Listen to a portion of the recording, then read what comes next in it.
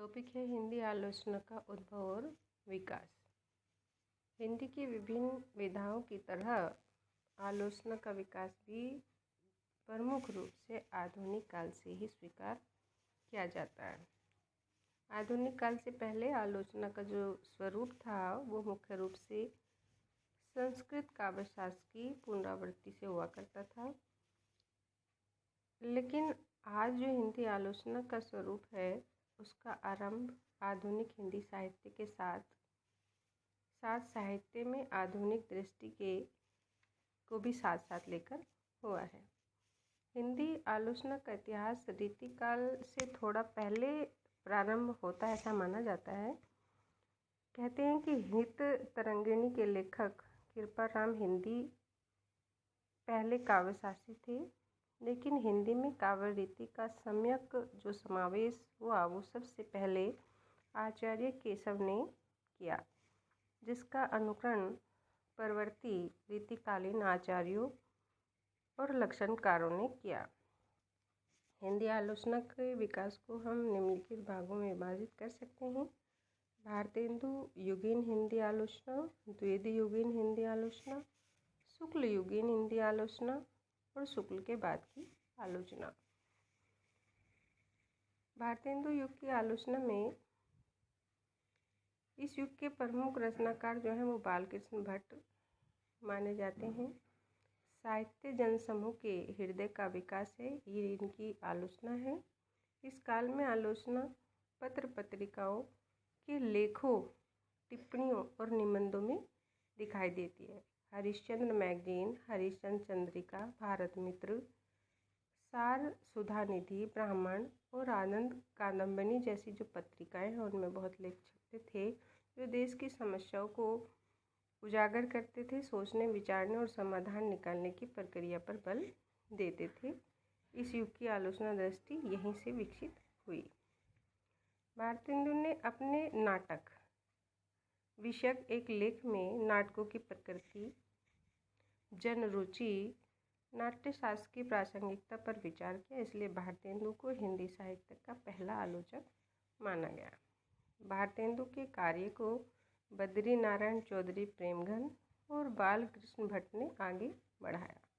इस युग में किसी संपूर्ण कृति के गुण दोषों की समीक्षा की शुरुआत यदि किसी ने की वो थी प्रेमघन और बालकृष्ण भट्ट।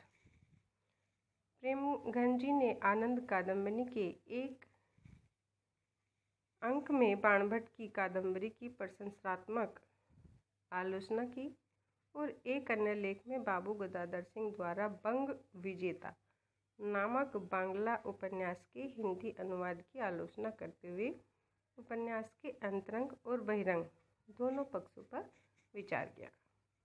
प्रेमघन जी ने आनंद कादंबनी में लाला श्रीनिवास दास द्वारा लिखित नाटक संयोगिता स्वयंवर की भी समालोचना की।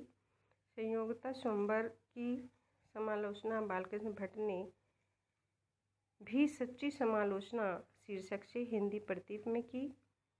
भट्ट जी ने ऐतिहासिक आख्यानों के साहित्यिक उपयोग, देश काल, पात्रों की स्वाभाविकता और रचना की जीवंतता के आधार पर आलोचना की। द्विवेदी युग की आलोचना। आचार्य महावीर प्रसाद द्विवेदी को हिंदी का पहला लोकवादी आचार्य माना जाता है। आधुनिक हिंदी आलोचना में तुलनात्मक आलोचना का जनक जो है पदम सिंह शर्मा को माना जाता है। सबसे पहले 1907 ईस्वी में सरस्वती में पदम सिंह शर्मा ने बिहारी और फारसी कवि सादी की तुलनात्मक आलोचना की। हिंदू से परिवर्तित हुई हिंदी आलोचना में वैज्ञानिकता की परंपरा को आचार्य महावीर प्रसाद द्विवेदी और बाबू श्याम सुंदर दास ने नवीन ज्ञान विज्ञान के आलोक में विकसित किया। आचार्य द्विवेदी जी ने सरस्वती पत्रिका के संपादन के द्वारा आलोचना की भाषा का रूप स्थिर किया। वहीं बाबू श्याम सुंदर दास ने आलोचना के आवश्यक उपादान एकत्र किए, उन्हें व्यवस्थित और संयोजित किया। द्विवेदी युग में सैद्धांतिक और परिचयात्मक आलोचना के साथ साथ तुलनात्मक, मूल्यांकनपरक, अन्वेषण और व्याख्यात्मक आलोचना की शुरुआत हुई। आचार्य द्विवेदी कि कवि और कविता तथा कवि कर्तव्य निबंधों में उनकी काव्य विषयक धारणाएं दृष्टिगत होती है जो आलोचना के अंतर्गत आती हैं। द्विवेदी युग के आलोचकों में मिश्र बंधुओं का नाम लिया जाता है। उन्होंने 1910 में हिंदी नवरत्न की रचना की। हिंदी नवरत्न में निम्नलिखित कवियों को स्थान दिया गया: गोस्वामी तुलसीदास, महात्मा सूरदास, महाकवि देवदत्त, महाकवि बिहारीलाल त्रिपाठी, बंधु भूषण और मतीराम, महाकवि केशवदास, महात्मा कबीरदास, महाकवि चंद्रबरदाई, भारतेंदु बाबू हरिश्चंद्र। हिंदी नवरत्न में मिश्र बंधुओं ने सबसे पहले देव बड़े के बिहारी विवाद को प्रारंभ किया। इन्होंने देव को श्रेष्ठ बताते हुए तुलसी और सूर के समकक्ष स्थान दिया। देव बड़े के बिहारी विवाद में भाग लेने वाले आलोचक आए और वे आलोचक थे पदम सिंह शर्मा। उन्होंने बिहारी सतसई तुलनात्मक अध्ययन 1918 में लिखा। कृष्ण बिहारी मिश्र, उन्होंने देव और बिहारी लिखी। लाला भगवान दीन, उन्होंने बिहारी और देव। द्विवेदी युग में रीतिकालीन लक्षण ग्रंथों की परंपरा में प्रकाशित होने वाले शास्त्रीय ग्रंथ भी लिखे गए, जिसमें प्रताप नारायण सिंह ने रस सुकुमार लिखा। जगन्नाथ रत्नाकर ने घनाक्षरी नियम रत्नाकर लिखा। अयोध्या सिंह उपाध्याय ने रस कलश लिखा जो 1931 में लिखा गया। जगन्नाथ रत्नाकर ने पोप की एसे ऑन क्रिटिसिज्म का पदात्मक अनुवाद समालोचना दर्श शीर्षक से किया। सन 1921 ईस्वी में सबसे पहले काशी हिंदू विश्वविद्यालय में स्नातक MA के पाठ्यक्रम में हिंदी को स्थान दिया गया। शुक्ल युगीन हिंदी आलोचना को आलोचना शास्त्र के रूप में व्यवस्थित और गंभीरता के साथ विकसित करने का जो श्रेय जाता है वो केवल और केवल आचार्य रामचंद्र शुक्ल को जाता है। आचार्य शुक्ल ने सैद्धांतिक आलोचना को भारतीय साहित्य चिंतन परंपरा और पाश्चात्य साहित्य परंपरा के समन्वय से विकसित किया। उनकी आलोचना दृष्टि भारतेंदु युग की उसी सामाजिक नैतिक चेतना से रूपाकार ग्रहण करती है जिसका विकास रीतिवाद विरोधी अभियान के रूप में महावीर प्रसाद द्विवेदी में दिखाई पड़ता है। उन्होंने हिंदी साहित्य का इतिहास और चिंतामणि के निबंधों के साथ ही सूरदास, जयसी और तुलसीदास के काव्य में व्यवस्थित मूल्यांकन किया। आलोचना प्रतिमान के रूप में वे स्थापित हुए। कवि की अंतर्वृत्ति का सूक्ष्म वैच्छेद, हृदय की मुक्तावस्था, आनंद की साधनावस्था, आनंद की सिद्धावस्था, लोक सामान्य, साधारणीकरण, लोक मंगल आदि प्रतिमानों की स्थापना साहित्यिक समीक्षाओं के आधार पर उन्होंने की। इसीलिए उनकी सैद्धांतिक और व्यावहारिक आलोचना में संगति है। वे सूरदास को आनंद की सिद्धावस्था का कवि मानते हैं और तुलसीदास को साधनावस्था का, और जायसी के काव्य में प्रेम की पीर की व्यंजना को महत्व देते हैं। उनके जो साथी हैं आलोचक इस युग के, वो हैं विश्वनाथ प्रसाद मिश्र, कृष्ण शंकर शुक्ल, बाबू गुलाब राय, पदुम लाल, पुन्नालाल बख्शी, आचार्य चंद्रपली पांडे, रामदहिन मिश्र आदि। रामचंद्र शुक्ल की पहली सैद्धांतिक आलोचना जो है वो काव्य में रहस्यवाद 1929 में आई थी, उस निबंध को माना जाता है। उन्होंने गोस्वामी तुलसीदास 1923 में लिखा, जायसी ग्रंथावली 1924, भरमत गीतसार 1925, रस मीमांसा 1949। रस मीमांसा आचार्य रामचंद्र शुक्ल की सैद्धांतिक आलोचना है। आचार्य रामचंद्र शुक्ल ने आलोचना के क्षेत्र में विरुद्धों का सामंजस्य सिद्धांत का प्रवर्तन किया।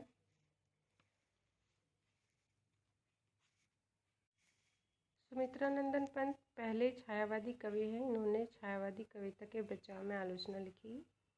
सुमित्रानंदन पंत के पल्लव के प्रवेश को छायावाद का घोषणा पत्र स्वीकार किया जाता है। पंत लिखते हैं कि कविता हमारे परिपूर्ण क्षणों की वाणी है। द्विवेदी युग के जो आलोचना करता है आलोचक हैं वो हैं गुलाब राय, जिन्होंने नवरस सिद्धांत और अध्ययन काव्य के रूप लिखा। कृष्ण शंकर शुक्ल ने केशव की काव्य कला कविवर रत्नाकर लिखा।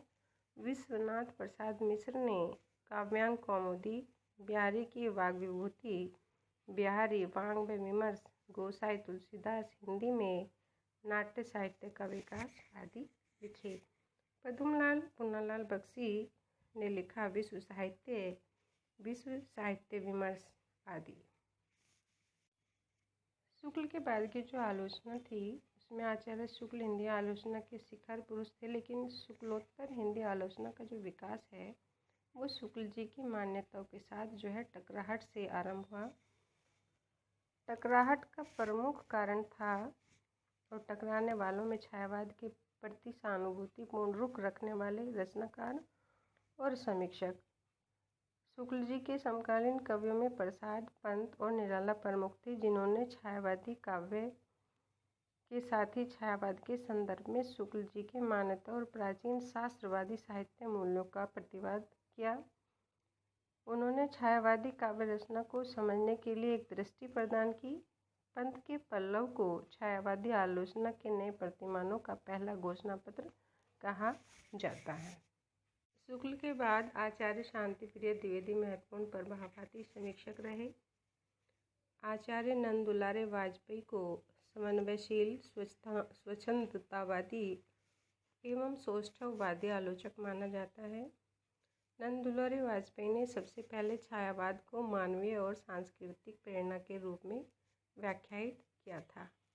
नंद दुलारे वाजपेयी की प्रमुख आलोचना है प्रेमचंद, हिंदी साहित्य 20वीं शताब्दी, जयशंकर प्रसाद, रस सिद्धांत, रीति और शैली आदि। डॉक्टर नगेंद्र ने भी लिखा नई समीक्षा, नए संदर्भ, कामायनी के अध्ययन की समस्याएं, सुमित्रानंदन पंत आदि।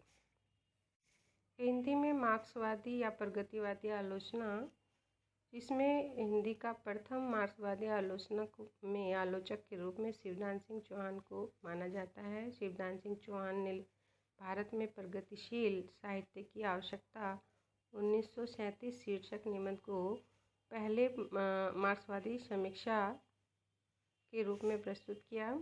रामविलास शर्मा भी इसी श्रेणी में आते हैं। आचार्य रामचंद्र शुक्ल और हिंदी आलोचना उन्होंने लिखा। निराला की साहित्य साधना 3 भाग में 1969, 72 और 76 में आई।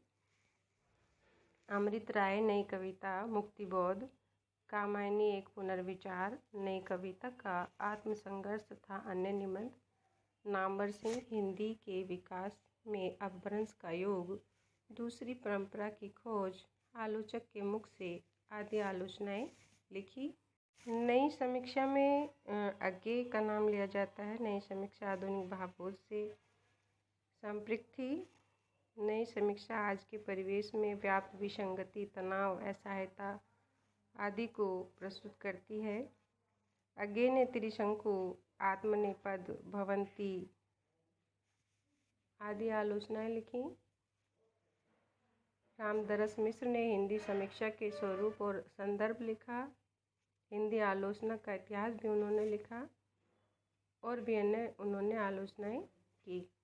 राम स्वरूप चतुर्वेदी हिंदी नवलेखन, भाषा और संवेदना आदि लिखे। स्त्री विमर्श में प्रभा खेतान, अनामिका, मृणाल पांडे, कात्यायनी, रोहिणी अग्रवाल, निर्मला जैन आदि का नाम लिया जाता है। राजेंद्र यादव, अरविंद जैन, उपेंद्र नाथ अस्क। प्रभा खेतान ने उपनिवेश में स्त्री, अनामिका ने स्त्रीत्व का मानचित्र, मृणाल पांडे ने परिधि पर स्त्री, नासिरा शर्मा ने औरत के लिए औरत आदि आलोचकों ने आदि आलोचनाएं की। दलित विमर्श में कमल भारती दलित विमर्श की भूमिका उन्होंने लिखा। माता प्रसाद हिंदी काव्य में दलित काव्यधारा इन्होंने लिखा। रमणिका गुप्ता ने लिखा स्वर और नई शताब्दी। आदि आलोचकों ने बहुत सारी आलोचनाएं लिखी जिनका यहाँ वर्णन करना उचित नहीं है। इतना ही आप लोगों के लिए काफ़ी है। इसमें से छोटे क्वेश्चन जैसे पूछे जाएंगे कि हिंदी आलोचना के जन्मदाता कौन है, उन्होंने अपना कौन सा निबंध लिखकर सैद्धांतिक समीक्षा का श्री गणेश किया। तो आपको बताना है कि हिंदी आलोचना के जन्मदाता भारतेंदु हरिश्चंद्र हैं। उन्होंने नाटक नामक निबंध लिखकर सैद्धांतिक समीक्षा का श्री गणेश किया। साहित्यिक कृतियों की आलोचना का प्रारंभ किस साहित्यकार से माना जाता है? तो प्रारंभ जो है आलोचना का प्रारंभ लाला श्रीनिवास दास से माना जाता है। महावीर प्रसाद द्विवेदी, आचार्य रामचंद्र शुक्ल, नंद दुलारे वाजपेयी, हजारी प्रसाद द्विवेदी में से किस विद्वान को आलोचक सम्राट कहा जाता है? तो आचार्य रामचंद्र शुक्ल को आलोचक सम्राट कहा जाता है। धन्यवाद।